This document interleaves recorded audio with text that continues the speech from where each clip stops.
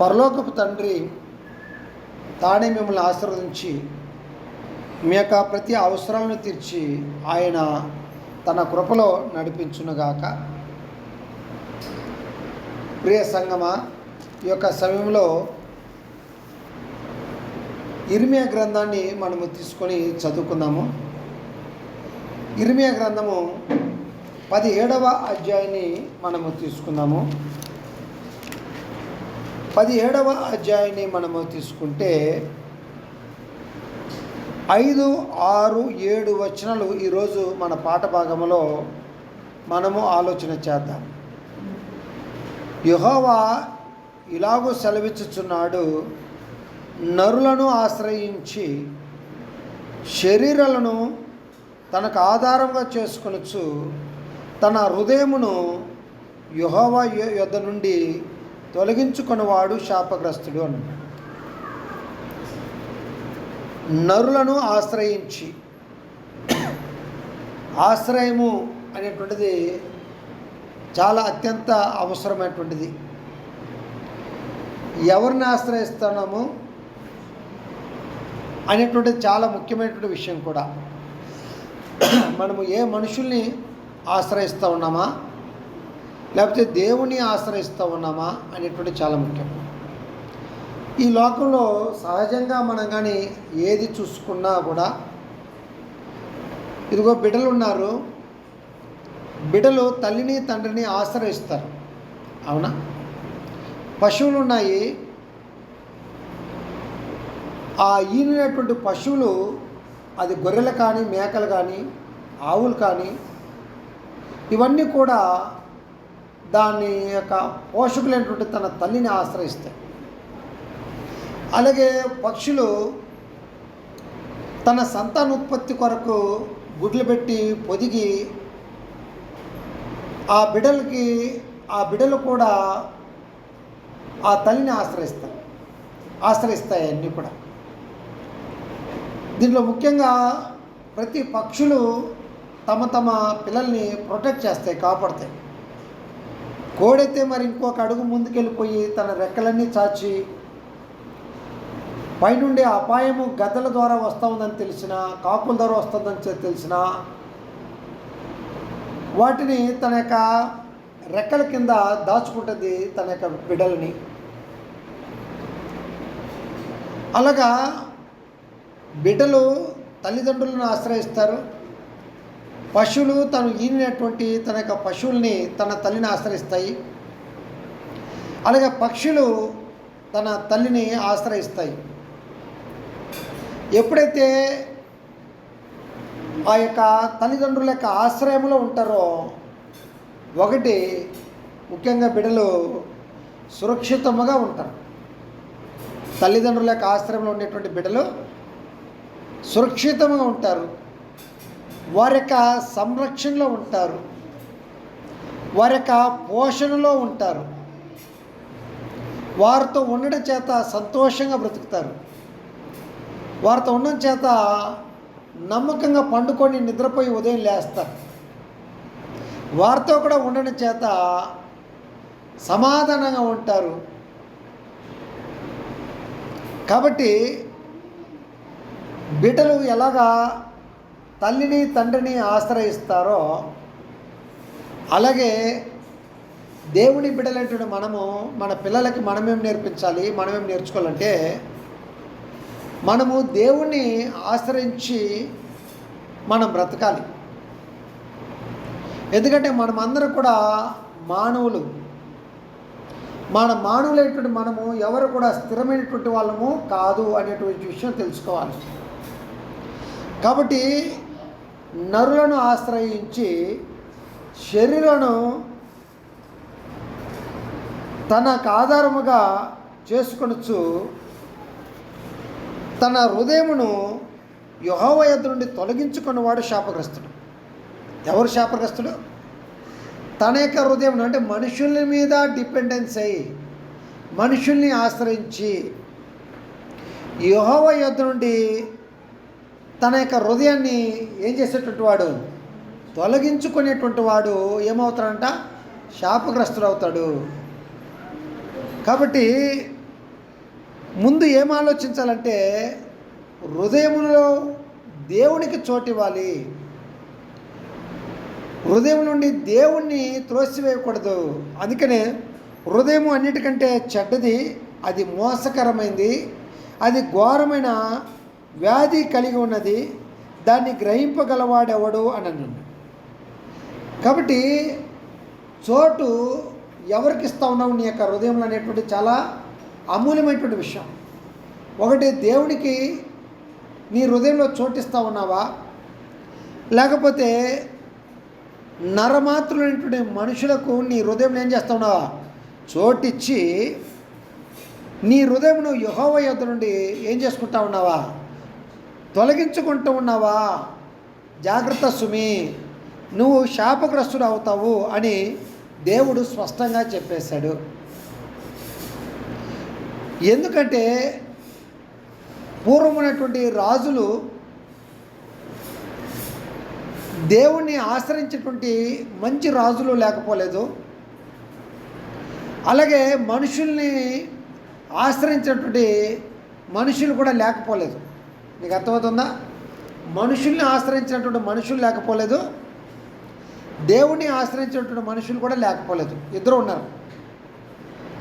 కాబట్టి ఇక్కడ చాలా అత్యంత అమూల్యమైనటువంటిది ఏమిటంటే హృదయమును యెహోవా మీద నుండి తొలగించుకోకుండా, అంటే మన హృదయంలో దేవుడిని యెహోవాకు చోటిచ్చి యెహోవా మీద మనం ఆశ్రయాన్ని పొంది మనం బ్రతకాలి.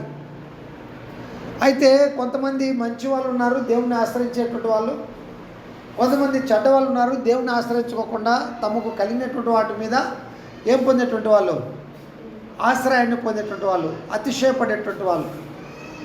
ఇక్కడ మీరు ఒక మాటని మీరు చాలా జాగ్రత్తగా గమనిస్తే యెషయా గ్రంథము 30వ అధ్యాయాన్ని తీసుకోండి ఒకసారి. యెషయా గ్రంథము 30వ అధ్యాయాన్ని చూడండి ఒకసారి. యెషయా గ్రంథము 30వ అధ్యాయము 1-2 వచనాల్లో మనం చదివితే ఇక్కడ ఏమంటే యెహోవా వాక్కు ఇదే, లోబడని పిల్లలకు శ్రమ, పాపమును కూర్చుకున్నట్లుగా వారు నన్ను అడగక ఆలోచన చేయుదురు, నా ఆత్మ నియమింపని సంధి చేసుకుందరు అన్నాడు. అంటే ఇశ్రాయేలీలు అమ్మ దేవునికి ఏం చేయబడలేదు, లోబడనొల్లలేదు, అంటే లోబడలేదు. లోబడకపోతే వాళ్ళకి ఏం కలుగుతాయంటూ ఉన్నాడంటే ఇక్కడ శ్రమలు అనేటువంటివి సంభవిస్తాయి. కాబట్టి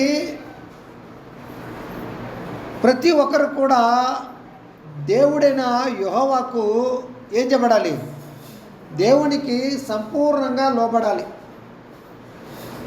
దేవునికి సంపూర్ణంగా విధేయతను చూపించాలి. దేవుడు చేయమంటే చేయాలి, దేవుడు ఏదైతే చేయవద్దంటాడో ఆ పనిని చేయకూడదు. పాపమునకు పాపం కూర్చుకున్నట్లుగా వారు నన్ను అడుగక ఆలోచన చేదురు. అమ్మా ఏం చేస్తున్నారంట, దేవుణ్ణి అడుగుకోకుండా ఏం చేస్తూ ఉన్నారు, ఆలోచనలు చేస్తున్నారు. మంచిదేనా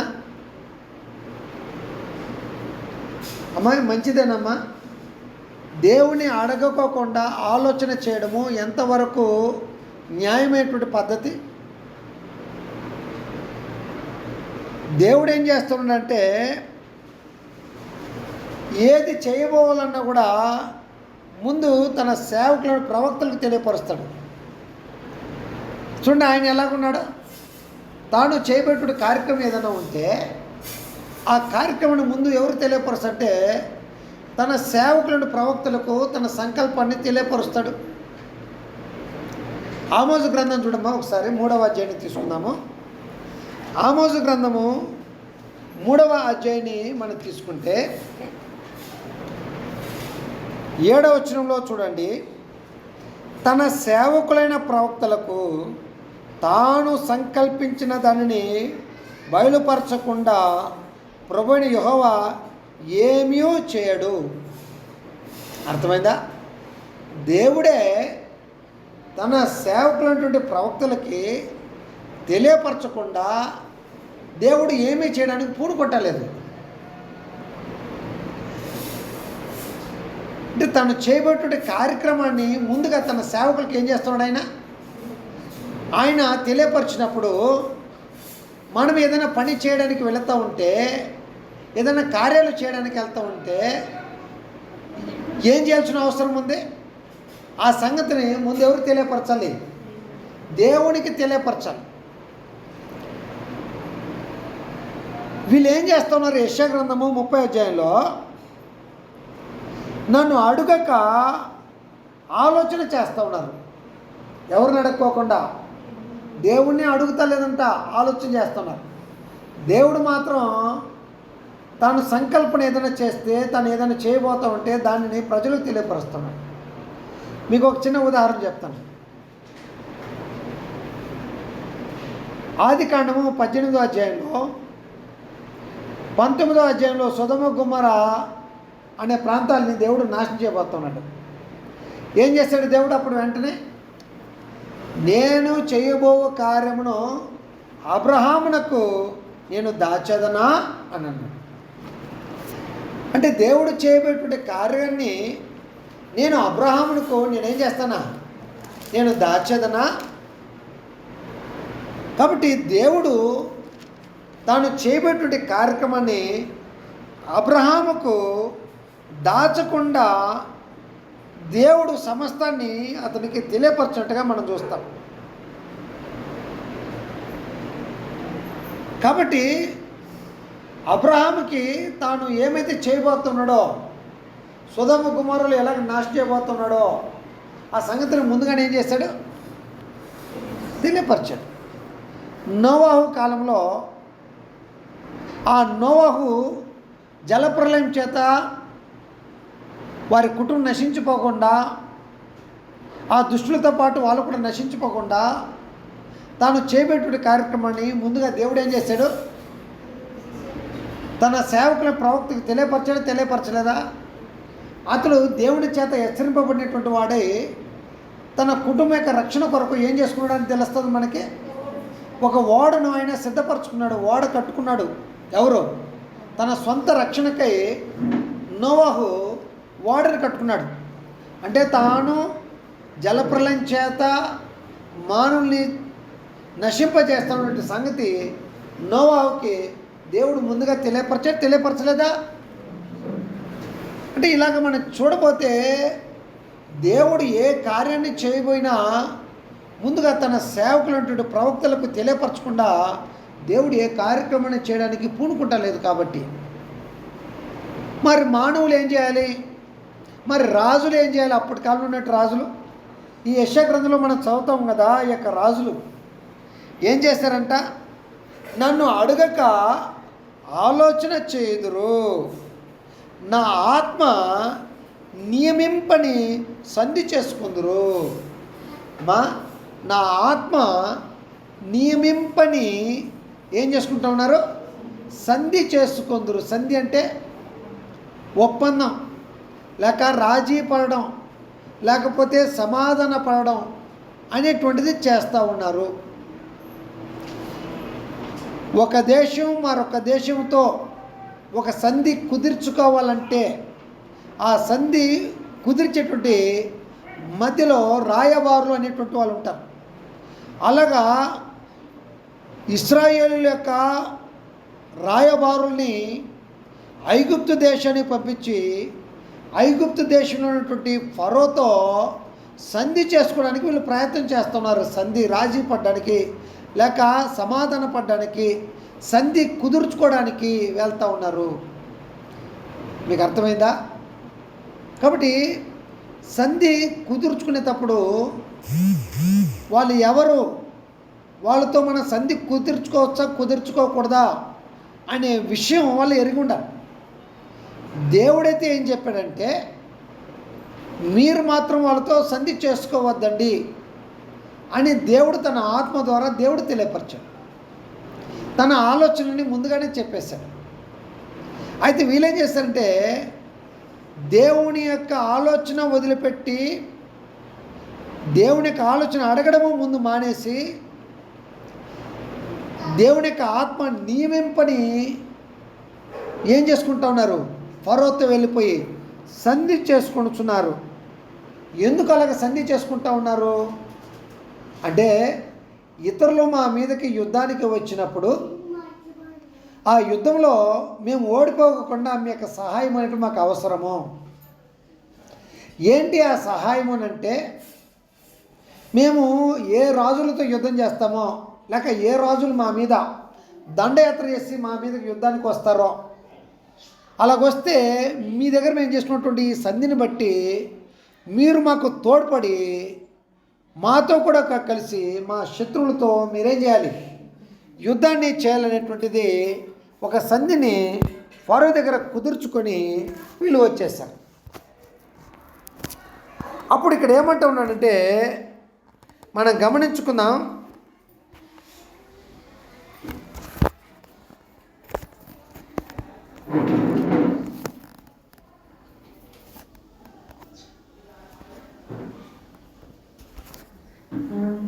ఇక్కడ ఏమంటా ఉన్నాడంటే, ఆయన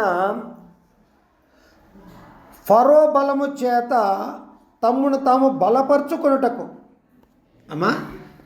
ఫరో యొక్క బలము చేత తమ్మును తాము బలపరుచుకొనుటకు ఐగుప్తు నీడను శరణుజొచ్చుటకు ఐగుప్తునకు ప్రయాణము చేయుదురు. ఇది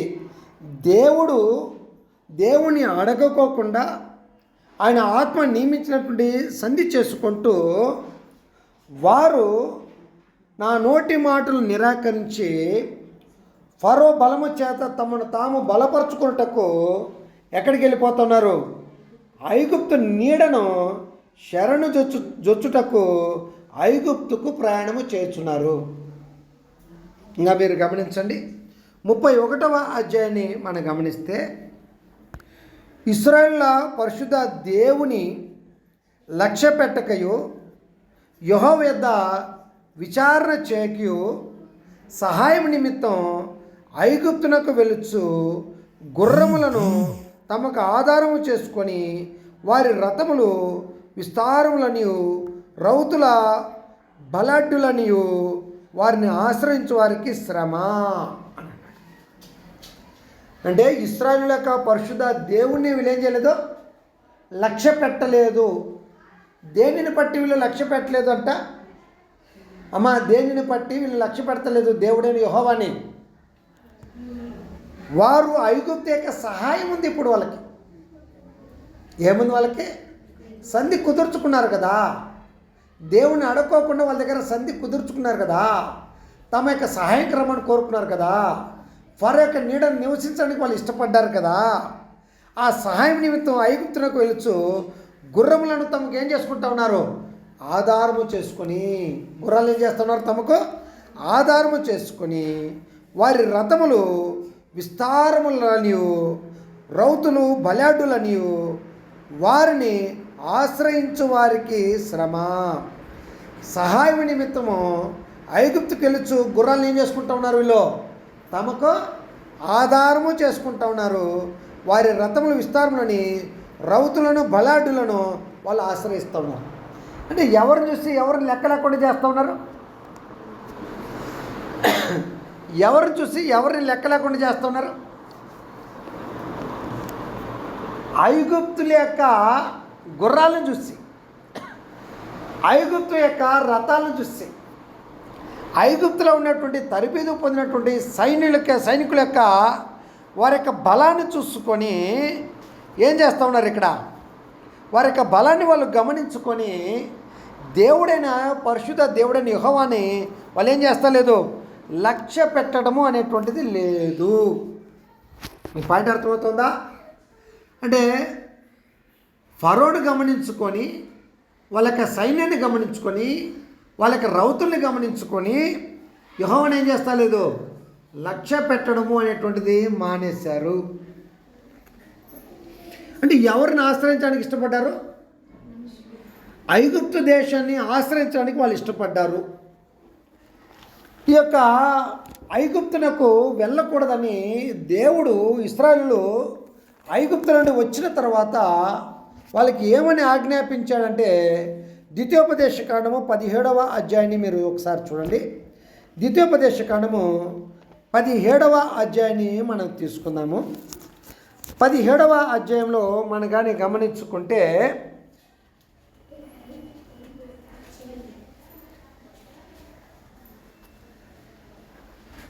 ఈ పవర్ పోతే చాలా కష్టం. 17వ అధ్యాయంలో మనం కానీ గమనించుకున్నప్పుడు 16వ వచనాన్ని గమనించండి. 17వ అధ్యాయం 16వ వచనం. అతడు గుర్రములను విస్తారంగా సంపాదించుకొనవలదు, తాను గుర్రములను హెచ్చుగా సంపాదించుకొనుటకు గాను జనులు ఐగుప్తునకు తిరిగి వెళ్ళనీయకూడదు. ఏలనగా యెహోవా ఇక మీదట మీరు ఆ త్రోవను వెళ్ళకూడదని మీతో చెప్పెను. దేవుడు మోషే ద్వారా ఏమని చేసేసాడు? ఆజ్ఞాపించి మరీ రాసి దాన్ని గ్రంథస్థం చేసి అక్కడ పెట్టేశాడు.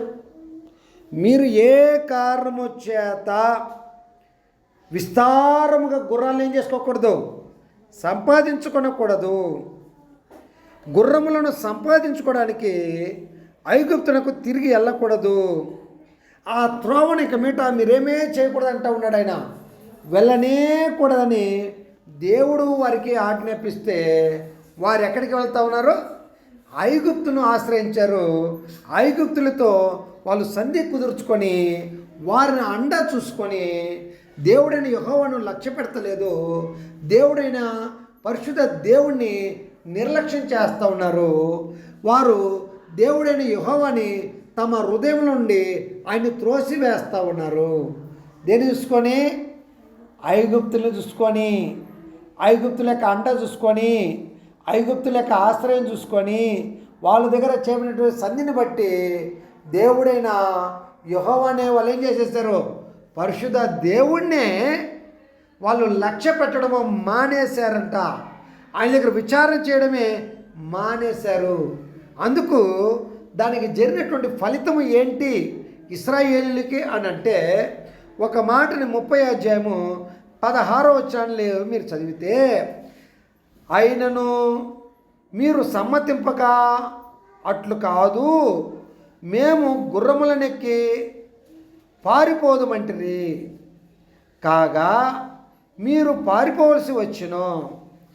మేము వడిగల గుర్రములనెక్కి పోయేదమంటిరే, కాగా మిమ్మను తరువారు వడిగలవారుగా నుందురు అని అన్నాడు. అంటే ఏ గుర్రాలని ఆశ్రయించారో, ఏ గుర్రాల యొక్క అశ్వబలాన్ని చూసుకున్నారో, ఫరో యొక్క అండని వాళ్ళైతే ఎలాగైతే చూసుకున్నారో, ఆ చూసుకున్నటువంటి వాళ్ళు పరిశుద్ధ దేవుని ఎలాగ నిర్లక్ష్య పెట్టారో, ఆయన మాట వినకపోయినటువంటి వాళ్ళు యుద్ధంలో ఏం చేస్తారంట? వెనక్కి తిరిగి పారిపోయారు. ఎంత త్వరగా అయితే అంత త్వరగా వడిగా ఏం చేసేస్తాం మేము? పారిపోతాము. అంటే వడిగా పారిపోగలిగినటువంటి వాళ్ళు వడిగా వాళ్ళు ఏం చేసేసారు? పారిపోయేశారు. అక్కడ ఇంకొక మాట మీరు కానీ గమనిస్తే, కొండ మీద నుండి జెండావలను వారు అగు వరకు ఒకని గద్దింపునకు మీలో 1000 మంది పారిపోదురు, 5గురి గద్దింపుకు మీరు పారిపోదురు. అమ్మా, ఎంతమంది గద్దిస్తే చాలంట? ఒక్కడు గద్దిస్తే చాలంట 1000 మంది సైనికులు పారిపోతారు అక్కడ నుండి. గద్దించడం అంటే ఏంటి? ఒకరిని గట్టిగా, ఒక గద్దింపు గట్టిగా ఒకసారి అరిస్తే చాలు. వాస్తవానికి యుద్ధానికి వెళ్ళేటువంటి వాళ్ళు మీరు చాలామంది కానీ మీరు చూసుకున్నారనుకోండి, మనకు ద్వితీయోపదేశకాండంలోనే ఉంటుంది ఎవరు యుద్ధానికి వెళ్ళాలి, ఎలాగ యుద్ధానికి వెళ్ళాలి, ఎవరు వెళ్ళకూడదని దేవుడు నియమాలు ఇచ్చాడు. అందులో ఏం చేస్తారంటే సైనికుల్ని పురుగొల్పాలి. సైనికులు ఏం చేయాలి? పురుగొల్పాలి. వాళ్ళు ఉత్తేజం రావాలి, ఉత్సాహం రావాలి. వాళ్ళు ఏం చెప్తారంటే, మీ రాజు కొరకు మీరు యుద్ధాన్ని చేయండి, మీ దేశం కొరకు మీరు యుద్ధాన్ని చేయండి, మీ భార్య మీ పిల్లల కొరకు యుద్ధాన్ని చేయండి అని వాళ్ళని గట్టిగా వాళ్ళు పురుగొల్పుతారు. అందుకు వాళ్ళు కూడా ఉత్తేజం తెచ్చుకొని తమ దేశం కొరకు, తమ రాజ్యం కొరకు, తమ దేవుని కొరకు, దేవతల కొరకు వాళ్ళు ఏం చేస్తూ ఉంటారు, పోరాడేటువంటి మనస్తత్వం, ఆ ఉత్తేజాన్ని తెచ్చుకుంటారు. అలాగా ఆ ఉత్తేజంతో ఒక్కడు అరిస్తే చాలంట ఇశ్రాయేలు ఎంతమంది పారిపోతారంట, 1000 మంది పారిపోతారంట. కనీసం ఒక 5 మంది గట్టిగా గదిరిస్తే మీరందరూ అక్కడ ఉండి ఏం చేస్తారు అంటే, అలాగా ఐగుప్తుల్ని ఆశ్రయించినటువంటి వాళ్ళు గుర్రాలెక్కి పారిపోతారు. ఒకటి గద్దెంపుకు 1000 మంది పారిపోతారు. గట్టిగా ఒక 5 మంది కేకబెట్టి అరిస్తే చాలు, మిగిలిన ఎవరు కూడా అక్కడ ఏం చేసుకోరు, ఉండరు, అందరూ పారిపోతారని. అంటే ఆ పారిపోయేటువంటి స్థితి ఎందుకు వచ్చిందమ్మా?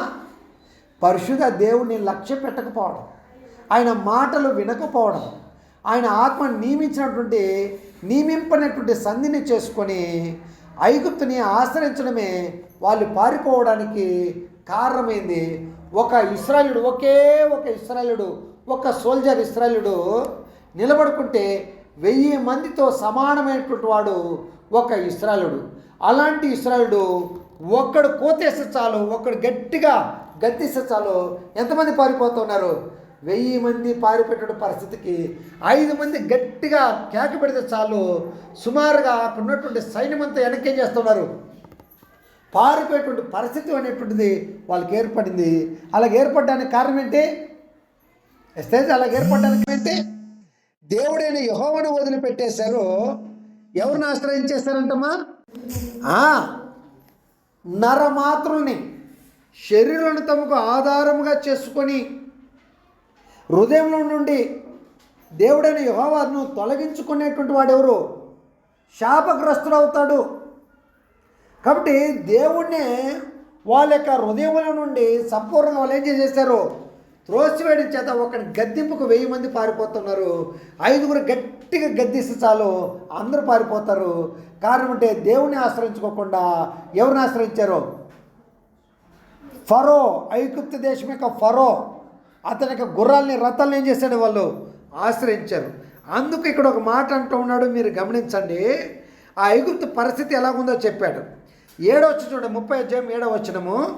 మీ దగ్గర ఉన్నటువంటి మీ ఫోన్ యొక్క టార్చ్ లైట్ పెట్టుకొని చూడండి. ఐగుప్తు వలని సహాయము పనికి మాలినది. ఐగుప్తు వలన సహాయం ఎటువంటిది అంటమ్మా? అది ఏమిటికి పనికిరాదు, పనికి మాలినటువంటిది, నిష్ప్రయోజనమైనది. అందుచేతను ఏమీ చేయక ఊరుకుండు గప్పలమారి అని దానికి పేరు పెట్టుచున్నాను అన్నాను. అంటే ఏమీ లేకపోయినా ఊరిక ఏం చేసుకుంటా ఉన్నారు, మా గప్పాలు కొట్టుకుంటా ఉన్నారు. అంటే మాలో ఉన్నటువంటి గుర్రములు చాలా బలమైనటువంటివి, మాలో ఉన్నటువంటి యుద్ధ శూరులు చాలా బలమైనటువంటి వాళ్ళు, ఒకడు 1000 మందితో సమానమని చెప్పుకుంటూ ఉన్నారు. కానీ వాళ్ళు అంత బలం లేదు. ఒక్కడు గట్టిగా గద్దిస్తే చాలు 1000 మంది పారిపోయేటువంటి స్థితిలో ఉన్నారు. అటువంటి గప్పల మారిన మీరేం చేసేదా? ఆశ్రయించేదా? ఇటువంటి గప్పాల మారిన మీరు ఆశ్రయిస్తూ ఉండేది. ఇటువంటి వాళ్ళని ఆశ్రయించి దేవుడైన యెహోవాని మీ హృదయం నుండి మీరు మీరు తొలగించుకోవడం ఎంత మాత్రం న్యాయమైంది. కాబట్టి కొందరు గుర్రాలను బట్టి, కొంతమంది రథాలను బట్టి అతిశయపడుతున్నారు. మనమైతే మన దేవుడైన యెహోవాను బట్టి ఏం చేసుకోవాలంటే మనం అతిశయపడాలి. అంతే తప్ప మన దేవుడైన యెహోవాను ఆశ్రయించాలి. ఒక బిడ్డ తల్లిని ఎలాగ ఆశ్రయిస్తుందో, ఒక దూడ ఎలాగ తల్లిని ఆశ్రయిస్తుందో, అలాగా మనము మన దేవుడైన యెహోవాను మనం ఏం చేసుకోవాలి, మనము ఆశ్రయించాలి. కానీ ఏ నరమాత్రుని మనం ఏం చేసుకోకూడదు, ఏ మాత్రం కూడా ఆశ్రయించకూడదు. చూడండి ఒక మాట, 118వ కీర్తన మనం తీసుకోండి. 118వ కీర్తన మనం తీసుకుంటే అక్కడ ఏమన్నాడో ఒక మాట గమనించండి. 118వ కీర్తన 8వ వచనంలో మనం చదువుకుందాం. మనుషులను నమ్ముకొనుట కంటే యెహోవాను ఆశ్రయించుట మేలు. మనుషులను నమ్ముకొనుట కంటే యెహోవాను ఆశ్రయించుట మేలు. రాజులను నమ్ముకొనుట కంటే యెహోవానే ఏం చేయడం మంచిది, ఆశ్రయించడం మంచిది. ఎందుకు దేవుడని యెహోవానే ఆశ్రయించాలి? మనుషులు నమ్ముకున్నట్టు కంటే యెహోవాని ఎందుకు ఆశ్రయించాలి? రాజులు నమ్ముకున్నట్టు కంటే ఎందుకు యెహోవాని మాత్రం ఎందుకు ఆశ్రయించాలని అంటే 146వ కీర్తనని మీరు తీసుకొని చూడండి. 146వ కీర్తనని మనం తీసుకుంటే 3-4 వచనాల్లో మనం చదువుకుంటాం. రాజుల చేతనేను నరుల చేతనేను రక్షణ కలుగదు. అమ్మా, రాజుల చేతనే రక్షణ కలుగుదంట, నరుల చేత రక్షణ కలుగదు. వారిని నమ్ముకొనుకుడి. ఇప్పుడు అంటూ ఉన్నాడు, వారి ప్రాణము వెడలిపోను, వారు మట్టి పాలగుతారు. వారి యొక్క సంకల్పము నాడే ఏమైపోద్దంట? నశించిపోద్ది. వాళ్ళ యొక్క ప్రణాళిక, వాళ్ళ యొక్క సంకల్పన అంతా కూడా ఏమైపోద్దంట? నశించిపోద్ది. కాబట్టి నరులని ఆశ్రయించకండి, రాజులని నమ్ముకొనకండి.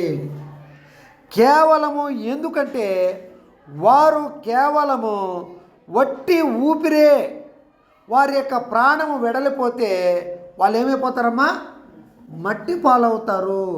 కాబట్టి నాసికారంధ్రంలో శ్వాస కలిగినటువంటి నరుని ఏ విషయంలో మనము లక్ష్య పెట్టవచ్చు? ఏ విషయంలో కూడా మనం ఏం చేయలేము, అతన్ని నరుని లక్ష్య పెట్టం. ఎందుకు నరుని లక్ష్య పెట్టకూడదు అని అంటే వాడు కేవలము ఒట్టి ఊపిరి. వాడు ఎటువంటి వాడంటే యాకోబు గారు చెప్పిన ప్రకారంగా నీటి మీద బుడగ లాంటి జీవితము.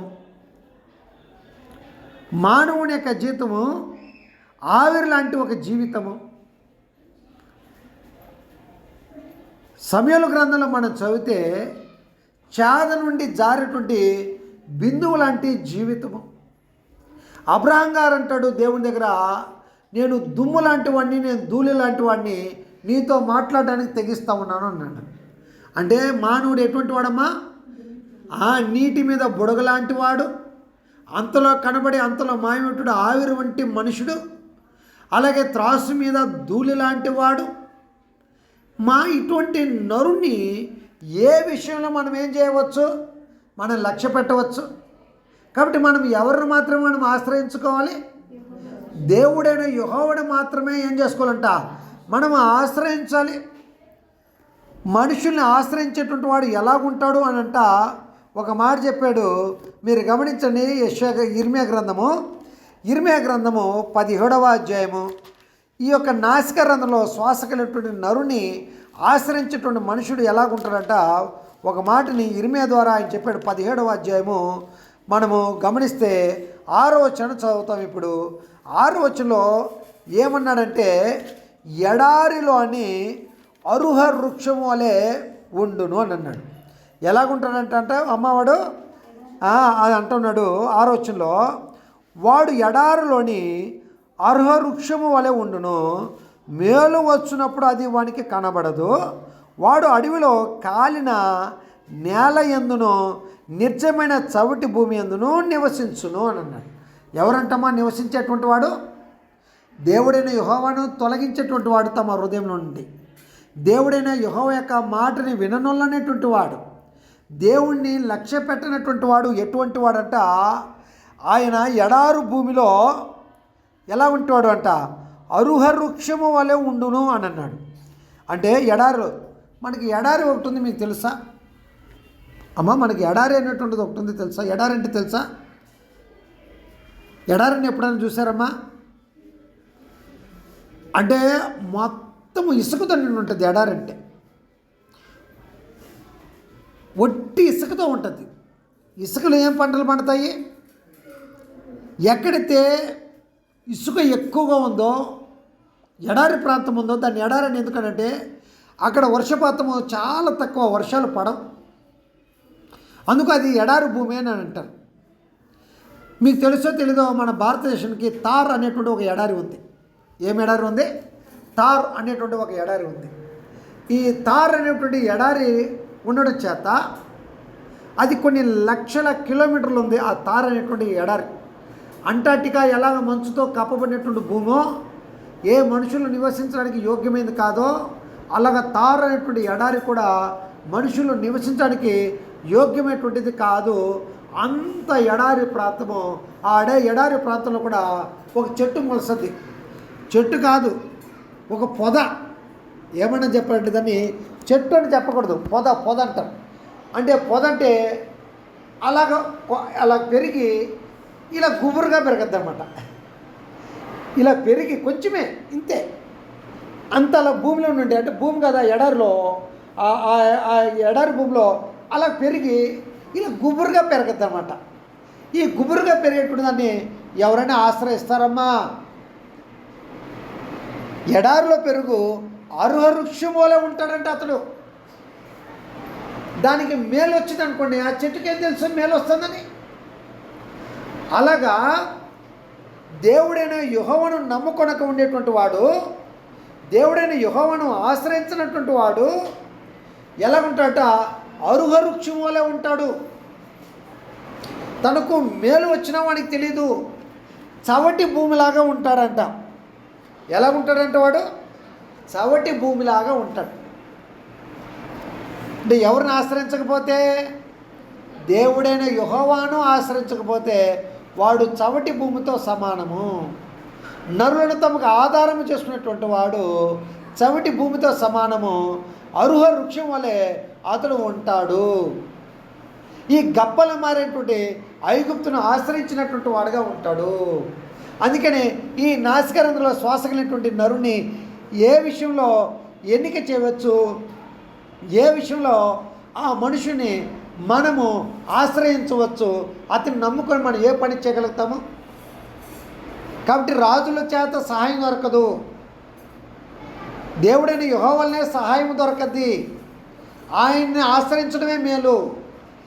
ఒకవేళ ప్రజలు ఉన్నారా, నరుల చేత నీకు రక్షణ దొరకద్దు అనుకుంటావా? నీకు దొరకదు. నరుల వల్ల నీకు రక్షణ కలగదు, యెహోవా వల్ల నీకు రక్షణ కలగద్ది. ఆయన ఆశ్రయించేటువంటి వాడే ధన్యుడు. దేవుడిని యెహోవాని ఆశ్రయించేటువంటి వాడు ఎలాగుంటాడో, దేవుని ఆశ్రయించినటువంటి వాడి యొక్క జీవితాలు ఎలాగుంటాయో చూసాం. దేవుని ఆశ్రయించేటువంటి వాడి యొక్క జీవితం ఎలాగుంటుందంటే, ఇర్మియా గారు ఎంత అద్భుతంగా చెప్పారంటే మీరు గమనించండి. 17వ అధ్యాయంలో 7వ వచనాన్ని మనం చదువుకుంటే అద్భుతమైనటువంటి విషయాలు చెప్పాడు. ఏమన్నాడో మీరు గమనించండి. యెహోవాను నమ్ముకొనువాడు ధన్యుడు. ఎవరంటమ్మా? యెహోవాను నమ్ముకునేటువంటి వాడు ఎవరు? ధన్యుడు, భాగ్యవంతుడు, యెహోవా చేత ఆశీర్వదింపబడినటువంటి వాడు, లేక ఇతరులు ఓర్వలేనంతగా అభివృద్ధి చెందేటువంటి వాడు అని అర్థం. ఏంటి? ఇతరులు ఓర్వలేనంతగా అభివృద్ధి చెందేటువంటి వాడు అని అర్థం. ఎవరిని ఆశ్రయించేటువంటి వాడు? యెహోవాను ఆశ్రయించేటువంటి వాడు ధన్యుడు. అతడు ఆశీర్వదింపబడతాడు, అతడు భాగ్యవంతుడు, అతడు దీవింపబడతాడు. యెహోవా వానికి ఆశ్రయముగా ఉంటాడు. ప్రొటెక్షన్, మొత్తం ప్రొటెక్షన్. యెహోవా వానికి ఎలా ఉంటాడు? ఆశ్రయముగా ఉంటాడు. అంటే దేవుడైన యెహోవా యొక్క సమక్షంలో బ్రతికితే, ఆయనని ఆశ్రయించి కానీ బ్రతికితే, మనం ముందు చదువుకున్నాం కదా, దేవుని యొక్క సంరక్షణలో ఉంటాము. అలాగే ఆయన చెంత మనము సురక్షితంగా బ్రతుకుతాము. ఆయన మనకు పోషకుడుగా ఉంటాడు. ఆయన సన్నిధిలో మనకు సంపూర్ణమైనటువంటి సంతోషం కలిగి ఉంటాము. దేవుని యొక్క సన్నిధిలో నమ్మకంగా నిద్రపోయి మేలుకుంటాము. దేవుని యొక్క సముఖంలో మనం సమాధానం కలిగి నెమ్మదిగా మనం బ్రతుకుతాము. కాబట్టి ఎవరిని ఆశ్రయించాలంట? దేవుడైన యెహోవాను ఆశ్రయంగా ఉండును.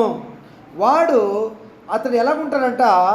వాడు జలముల యొద్ద నాటబడిన చెట్టు వలె ఉంటాడు. ఎలాగుంటాడమ్మా? జలముల యొద్ద నాటబడినటువంటి చెట్టు. ఒకటి జలముల యొద్ద నాటబడినటువంటి చెట్టు ఎలాగుంటుందమ్మా?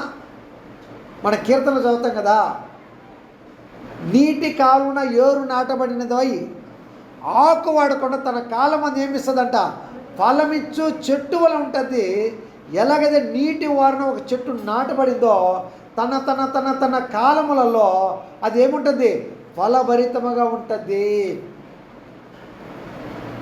దేవుని ఆశ్రయించినటువంటి వ్యక్తి ఆయన యొక్క సమక్షంలో నెమ్మదిగా బ్రతుకుతాడు, అతడు ధన్యుడిగా బ్రతుకుతాడు. ఆయన్ని ఆశ్రయించినటువంటి నరుడు నీటి కాలున ఏరు నాటబడిందని తన కాలమందు ఏం చేస్తూ ఉంటుంది, ఫలం ఇచ్చేటువంటి చెట్టులాగా ఎప్పుడు కలకలగా పచ్చగా అది సమృద్ధిగా ఉంటుంది. ఫలములు లేనటువంటి కాలం ఉండదు. తన తన తన కాలంలో అదేం చేస్తాడంట, ఫలాలు ఇచ్చేటువంటి చెట్టులాగా ఉండడంట. ఆ కాలువల ఓరున అది వేర్లు తన్నును, దాని యొక్క వేర్లు ఏం చేయబడదంట, ఆ కాలువల దగ్గర దాని యొక్క వేర్లు తన్నును. దానికి వెట్టి కలిగినా కూడా అదేం కాదు, ఒకవేళ నది నీళ్ళు ఎండిపోయినా దానికి వెట్టి కలిగినా అదేం కాదు, అది వాడిపోదు. ఎంత దానికి బయలులేదు. ఎందుకు అంటే అది నీటి ఓరన నాటబడినటువంటిది. దాని యొక్క పిల్లలు, దాని యొక్క వేర్లు తన్ని భూమిలో పాతుకుపోయి ఎక్కడెక్కడ తనకు వనరులు దొరుకుతాయో అక్కడ అది చేరుకుంటాయి. కాబట్టి ఆ చెట్టు పచ్చగా తన కాలంలో ఏం చేస్తూ ఉంటుంది, దానికి వెట్టి కలిగినా ఏం కాదు, దానికి ఎంత ఎండ దెబ్బ తగిలినా ఆ చెట్టుగా భయపడదు. కారణం అంటే దాని ఏర్లు భూమిలో ఏం చేయబడ్డాయి, అలాగా పాతుకుపోయాయి. కాబట్టి ఒకడు యెహోవాను ఆశ్రయిస్తే వాడు ధన్యుడిగా బ్రతుకుతాడు. యెహోవా వాడికి ఆశ్రయంగా ఉంటాడు. జలం లేదా నాటబడిన చెట్టు వలె ఉంటాడు. అది కాలువలో ఓరన నాటబడి దాని వేర్లు తన్నును. వెట్టి కలిగినను దానికి భయపడదు. అది దాని ఆకు పచ్చగా నుండును. వర్షము లేని సంవత్సరమున చింత నొందదు, కాపు మానదు. వర్షము లేకపోయినా చింతపడదు, దాని కాపుని ఏం చేయదంట, అది మానదు. ఎప్పుడు కూడా తనతో తన తన తన తన కాలానికి అది ఏం చేస్తూ ఉంటుంది, తన ఫలాల్ని సమృద్ధిగా ఇస్తూనే ఉంటుంది. అలా ఉంటాడంట ఒకడు. ఎవరిని ఆశ్రయించినటువంటి వాడు, దేవుడైన యెహోవాను ఆశ్రయించినటువంటి వాడు అలాగ సమృద్ధిగా ఫలభరితమైనటువంటి జీవితాన్ని కలిగి బ్రతుకుతాడు. కాబట్టి ఇప్పుడు ఆలోచించండి, మనం ఎవరిని ఆశ్రయిస్తాము? దేవుడైన యెహోవాను ఆశ్రయిస్తామా, లేకపోతే శరీరం తమకు ఆశ్రయంగా చేసుకొని నరమాత్రలను తమకు ఆశ్రయంగా ఎంచుకునేటువంటి వాడు ఏమవుతాడంట, ఇదిగో శాపగ్రస్తుడు అవుతాడు. ఐగుప్తు దేశాన్ని నమ్ముకున్నటువంటి ఇశ్రాయేలు సంధి కుదుర్చుకొని ఎలాగ అవమానభరితులయ్యారు. ఒక్కడు కేక పెడితే చాలు, ఒకడు గద్దిస్తే చాలు 1000 మంది పారిపోతారు. అదే 5గురు గట్టిగా కేక పెట్టారంటే చాలు, ఆ యుద్ధ సన్నద్ధులే వచ్చినటువంటి గుర్రాలు ఎత్తుకొని గుర్రాల పైన ఏం చేసేటువంటి వాళ్ళుగా ఉంటారు, పారిపోయేటువంటి వాళ్ళుగా ఉంటారు. యెహోవాని ఆశ్రయింపడినటువంటి వాడు ఎలాగుంటాడ, తారు ఎడారులలో పుట్టినటువంటి అరుహ వృక్షములాగా ఉంటాడు. దానికి మేలొచ్చినా దానికి కనబడదు. అది చవిటి భూమిలాగా ఎప్పుడు శపింపబడినటువంటిది కానీ బ్రతుకద్దన్నమాట. కాబట్టి నరులను ఆశ్రయించడం కంటే యెహోవాను ఆశ్రయించడం మేలు. రాజులను నమ్ముకోవడం కంటే యెహోవానే ఆశ్రయించడము మేలు. కాబట్టి నరులను ఆశ్రయించి తన హృదయం నుండి దేవుడు ఏం చేయకుండా తొలగించుకోకుండా చూసుకోవాలి. అది ఏదైనా కానీ, మన ఐశ్వర్యాన్ని చూసి కానీ, మన ఘనత చూసి కానీ, మన గొప్పతనము చూసి కానీ, మన మనుషులు చూసి కానీ, మన రక్త సంబంధం చూసి కానీ హృదయం నుండి దేవుడైన యెహోవాను ఏం చేయకూడదు, త్రోసివేయకుండా జాగ్రత్తగా మనం బ్రతికినట్లయితే దేవుడు మనకు ఆశ్రయంగా ఉంటాడు. మనం ధన్యులుగా బ్రతుకుతాము. తన కాలమందు ఫలమిచ్చేటువంటి చెట్టులాగా నీటి ఓరన నాటబడినటువంటి వాళ్ళం వింటాము. వెట్టి కలిగిన భయపడము. తన కాలమందు అది ఎలా ఉంటుంది, ఫలమిచ్చే చెట్టులాగా బ్రతుకుతాము. ఎవరిని ఆశ్రయిస్తామా? దేవుడైనా యెహోవాను ఆశ్రయిస్తే మనం అలా ఫలభరితముగా జీవితం కలిగి మనం బ్రతుకుతాం. కాబట్టి మనమందరం కూడా దేవుడైన యెహోవాను ఆశ్రయించి ఆయన యొక్క చిత్తం చొప్పున జరిగించడానికి, ఆయన చిత్తం చొప్పున బ్రతకడానికి మన వంతు మనం అందరం కూడా ప్రయత్నం చేయాలని ప్రేమతో మిమ్మల్ని అందరిని హెచ్చరిస్తూ, నన్ను నేను హెచ్చరించుకుంటూ ఈ చిన్న వాక్యాన్ని ముగిస్తాను. అందరికి కూడా నాకు హృదయపూర్వమైనటువంటి వందనాలు.